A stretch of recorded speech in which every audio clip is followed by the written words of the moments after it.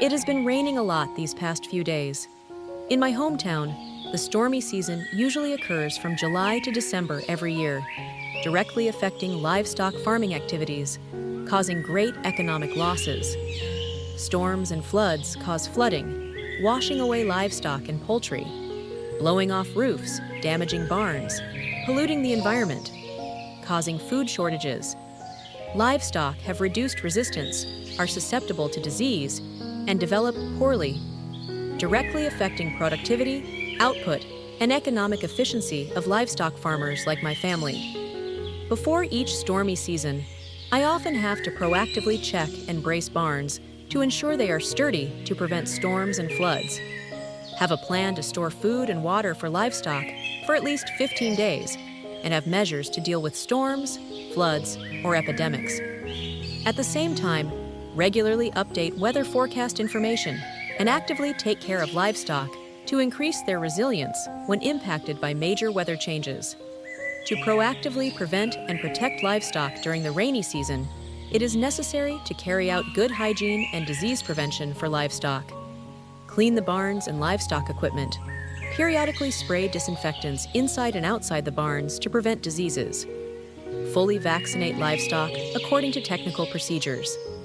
Before the rainy season, it is necessary to clear bushes, weeds, and trees around the barns.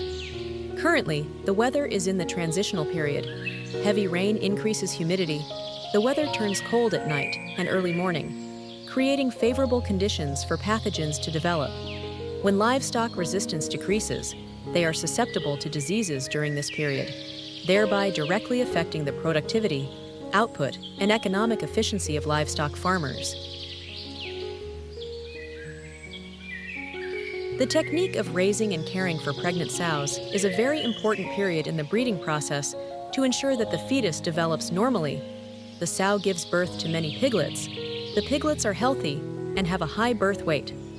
Therefore, to achieve high birth weight, it is necessary to increase the amount of feed for pregnant sows by about 25 to 30%. Normally, pregnant sows need 14% crude protein, 0.9% calcium, and 0.45% phosphorus in the diet. In the summer, the feeding level can be reduced, but the protein content must be increased from 14% to 16%, and the mineral and vitamin levels in the diet must be increased. Farmers also need to note that wine lees and fermented food contain stimulants that can easily cause miscarriage. Therefore, pigs should only be fed less than 15% of the diet. In addition, during pregnancy, sows need more minerals to develop the skeletal system of the fetus. When the sow's diet is insufficient, it will have to mobilize a lot of minerals from the sow's body, especially calcium and phosphorus from the bones, to nourish the fetus. Therefore, sows with mineral deficiency can easily lead to paralysis. However, it is also necessary to avoid over-fattening sows in the period near birth.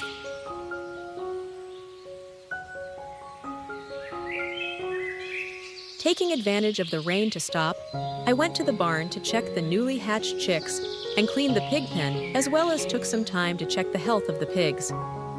Just a little bit of negligence can make pigs susceptible to disease. Storms increase the risk of disease transmission very high, so even a small abnormal sign needs to be closely monitored. Strengthen disease prevention hygiene for livestock by regularly sweeping and cleaning inside and outside the barn, periodically cleaning feeders, waterers, and livestock equipment, spraying disinfectants inside and outside the barn to kill pathogens in the environment. Prepare some essential veterinary medicines such as stimulants, broad-spectrum antibiotics, disinfectants, etc. Ensure hygiene of food and drinking water. Can use chloramine B, chlorine, etc. To disinfect water in places where water sources are polluted, ensuring adequate supply of clean water for livestock. Proactively prevent diseases with vaccines. Fully vaccinate against common diseases in livestock. Supplement vitamins, stimulants, digestive enzymes for livestock when the weather is unfavorable. Regularly check the health of livestock, especially to easily recognize abnormalities in the early morning through. Plus, Observe the state of livestock to detect abnormalities such as lethargy, depression, or aggression. Check the state of feces and urine, and check the amount of food and water consumed daily by livestock. Smell. Recognize unusual odors or poor ventilation to know the health status of livestock. Timely isolate livestock showing unusual signs. Diagnose and treat if necessary. Do not sell or spread sick or dead livestock and their waste around. Avoid spreading disease.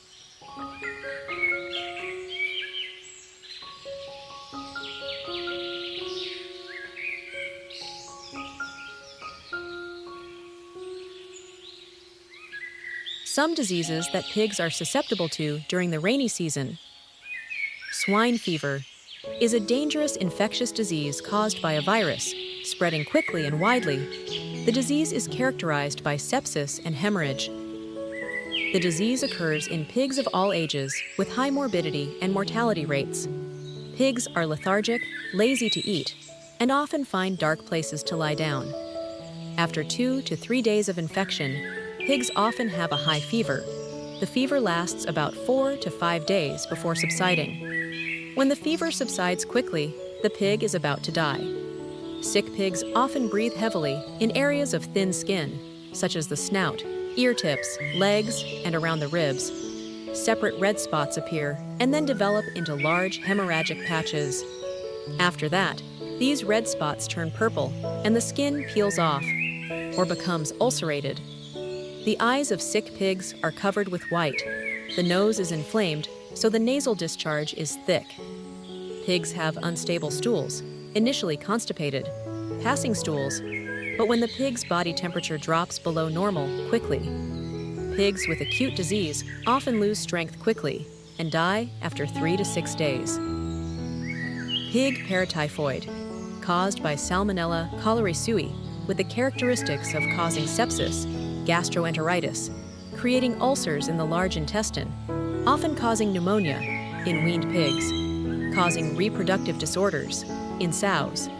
The disease can occur in all ages of pigs, especially weaned pigs, 12 to 14 weeks old.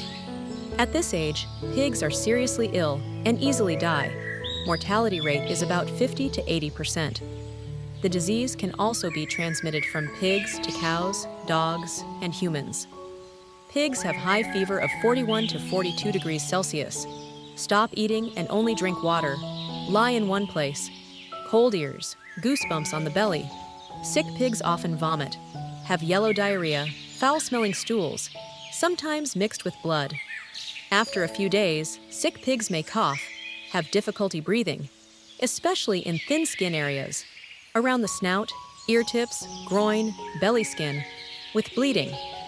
In the final stage, sick pigs often have difficulty walking, convulsions, weakness, and then die.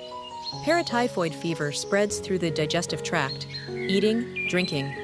The disease is also transmitted to pigs due to cold, damp barns and attacks by intestinal parasites.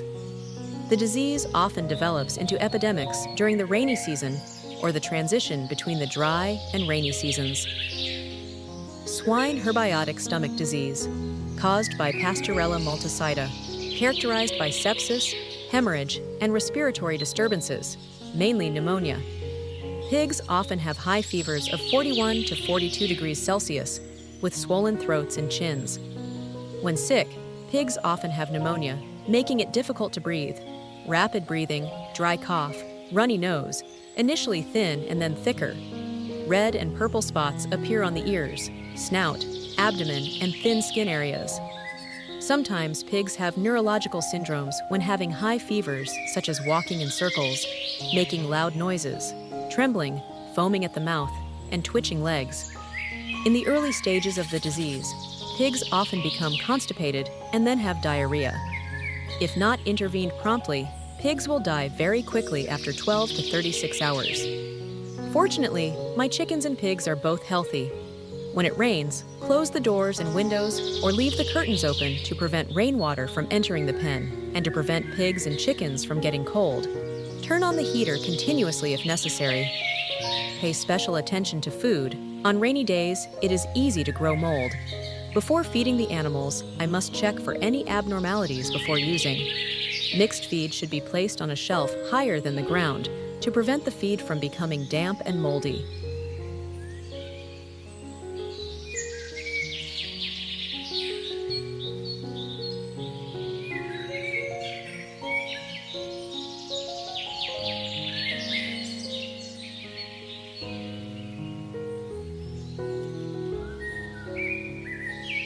In addition to the newly hatched chicks in the coop, I also have a brood of chickens raised for meat and eggs in the garden.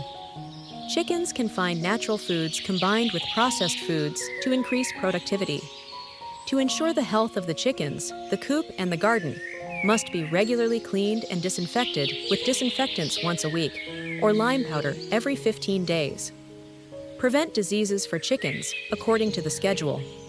The daily feed trough must be cleaned by wiping it with a clean cloth before pouring in the food, and disinfect the feed trough once a week. The daily drinking trough must be scrubbed. Spray disinfectant in the entire coop once a week in case the area is disease-free, and every 3 days when the surrounding area is disease-free. The disinfectant in the tray in front of the coop door must be changed daily. The garden area must be cleaned, pits and puddles filled, bushes cleared, and water must not be left in the yard. The free-range garden is designed flat, with trees planted or a trellis of shade trees. The free-range garden must be large enough for the chickens to move around. The area of the free-range garden and the coop must have a ratio of 3:1, meaning that for every 1 square meter of the coop, 3 square meters of garden is needed. The perimeter must be fenced or walled to ensure that the chickens cannot fly over or escape. Only release the chickens when the weather is dry and warm. In unfavorable weather, after rain, long cold, and humid days, they must be kept completely in the coop with a density of 7 to 8 chickens per square meter. In the 1-month period before selling, in addition to mixed feed, you can add green vegetables, fiber, and external protein sources, such as earthworms, brewer's dregs, etc., to help the chickens absorb more protein to create firm meat, reduce fat, and improve meat quality. Free-range chickens have many advantages, such as delicious, chewy, fragrant meat, rich in nutrients, less susceptible to disease, save on feed costs, easy to manage and care for. The free-range chicken farming model has been applied by many households because the model brings quick results, is easy to raise, and requires little investment. However, some households have not achieved high profits due to factors such as the cost of feed for chickens is still quite high, risk and disease control is not good, there is no stable output or erratic weather and climate. Especially on rainy and stormy days like this, it is necessary to check the barn regularly. I will cover the roof with tarpaulin to prevent rain from leaking and affecting the chicken flock. In cold or wet seasons, chickens eat more food, drink less water, and gather together to create heat and keep them warm. On the other hand, chickens and other poultry consume less food and drink more water in hot seasons to cool their bodies. These changes affect productivity, especially for egg-laying poultry. Egg production decreases when the weather is too cold or too hot, due to heat stress and their ability to fight disease, or their immune system is seriously affected. Chickens in the rainy season can get avian influenza, chicken cholera, or chronic respiratory infections, so it is necessary to improve hygiene and resistance for chickens. I have to feed chickens with enough nutrients, food that is not damp, moldy, or spoiled. Clean drinking water, free of toxins, and changed regularly to avoid chickens from getting digestive diseases. Vaccinate thoroughly with vaccines. Supplement vitamins, minerals, electrolytes to help chickens increase resistance.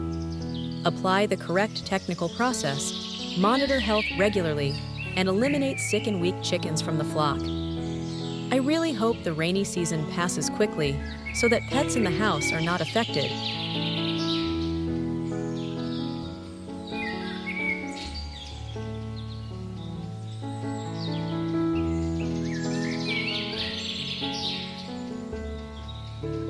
I would like to extend my heartfelt thanks to all of you who took the time to watch this video. Your support is a great motivation for me to continue sharing useful knowledge and experiences in animal husbandry. Please don't forget to subscribe to the channel so you won't miss any of our latest videos. If you found this video helpful, please share it with your friends and family.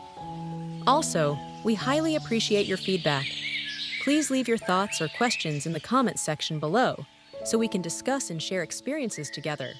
Thank you very much.